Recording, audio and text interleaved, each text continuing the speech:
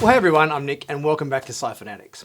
Today we're talking about episodes 2 and 3 of Star Trek Khan, the Star Trek audio drama, which was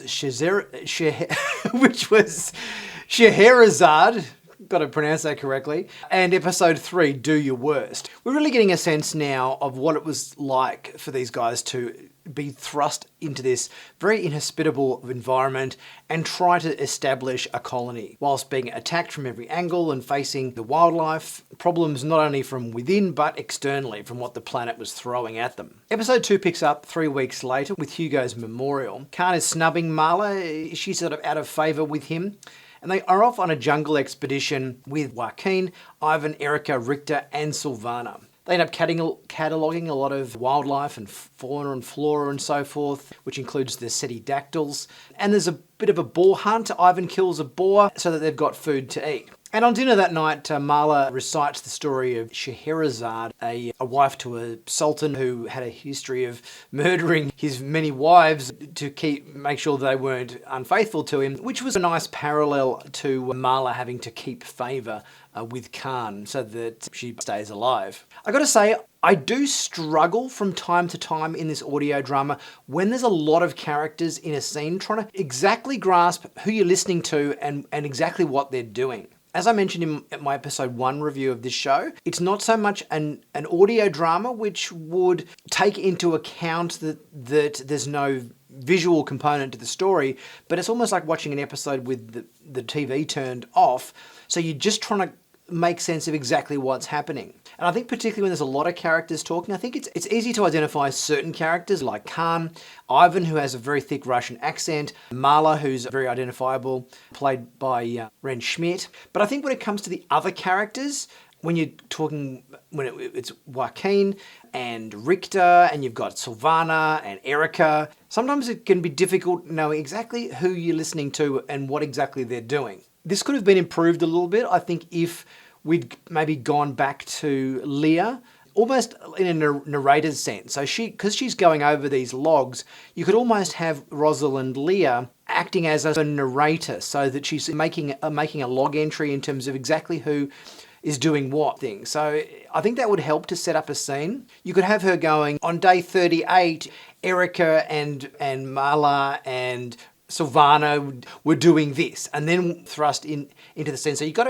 a little bit of a clearer sense as to who's there and who's doing what. I think when we just get thrown into a scene and you're struggling to grasp exactly who is in that scene, particularly when I think a lot of the female characters in this show do sound quite similar, I did find that from time to time struggling to grasp exactly who was doing what. And it also didn't help with my episode 1 review when you've got two characters whose names are almost identical. I only just grasped in episode 2 that Joaquin, who was killed, isn't the same character as Joachim, who was his son, who was in Wrath of Khan. But the pronunciation of the two names, Joaquin and Joachim, were just so similar. I thought this was talking about the same character. Marla talks to Khan about his history and wanting to get an accurate reflection of what happened to him, because the history is written by the victors, so to speak. And it seems like what Khan's intentions were and what he did maybe weren't as bad as initially we thought they might have been. And that he did seem to rule a little bit more maybe benevolently than perhaps history had painted him as such. We get the introduction of the Seti eel bug with the parasites, which is going to play into the show quite a bit. And Joaquin is killed by a boar, the mate of the other boar that was killed earlier in the hunt. This confused me initially until I worked out that Joaquin and Joachim were two different people. This confused me a little bit. It's like, hang on, how is he dead? Like, he's in Wrath of Khan, but then I realized, okay, that's his son, right? And that's that character. That was the guy we saw in Space Seed, and this is the son character that we saw in Wrath of Khan. Once I'd worked that out and realised that the two names being almost identical weren't the same person, it made a little bit more sense. Silvana has one of these Seti eel parasite bugs crawling on her, and Richter goes missing. Ivan, Erica, Silvana and Marla return to camp while Khan searches for Richter. In episode 3, there was a little bit of a confusion here with the time jump. I expected this to pick up where we left off, but we jumped forward about 6,000 days to somewhere 15 years into the future with Leah and Tuvok talking about Khan's log. I'm not sure whether we needed this. This just confused the story to me a little bit, just trying to work out what the hell are we listening to now. And all this stuff that was going on with micrometeorites hitting the hull and Sulu wanting to hear rain from the meteorites. This seemed like it was an unnecessary scene here. But nonetheless, it was nice to get a little bit of Tuvok back into the story again, but we haven't had Sulu for a while, so I'm just wondering what he's up to.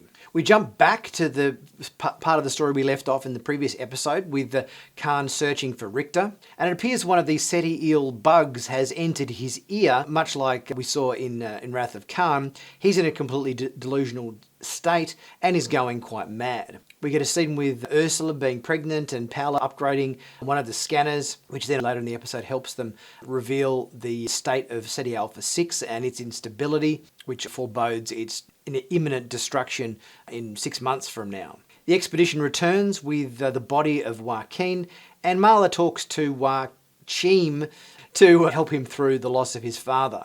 With Richter in a delusional state and walking back to camp, they come across some snakes.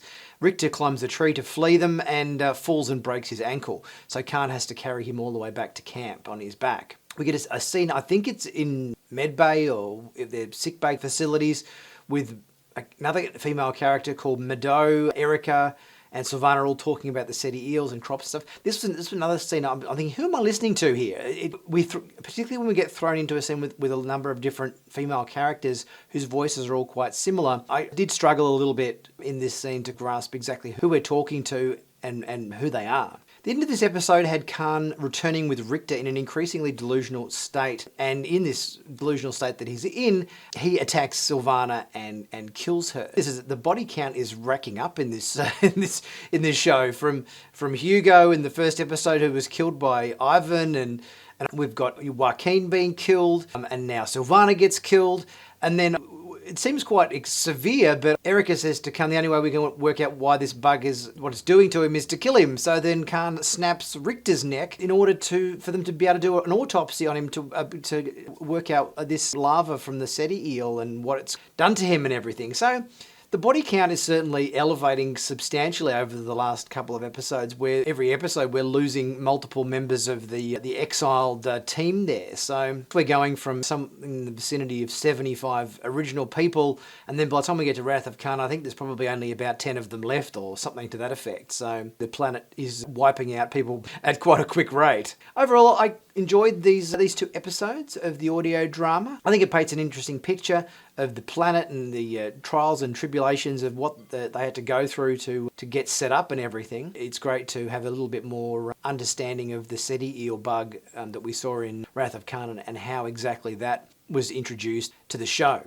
I just wish they had a little bit more clarity. The scenes work best when it was just Khan and Richter, or you got Marla talking to Ivan or something like that. I think when you're filling scenes with a lot of people, it can often be confusing as to exactly who's talking and who's who. But what did you guys think? Leave your thoughts in the comment section and we'll get chatting about that. As always, subscribe to the channel if you haven't done so already, and be sure to check out all of the cool merch, t-shirts, hoodies, mugs, caps, stickers and everything available at the Sci-Fanatics merch store.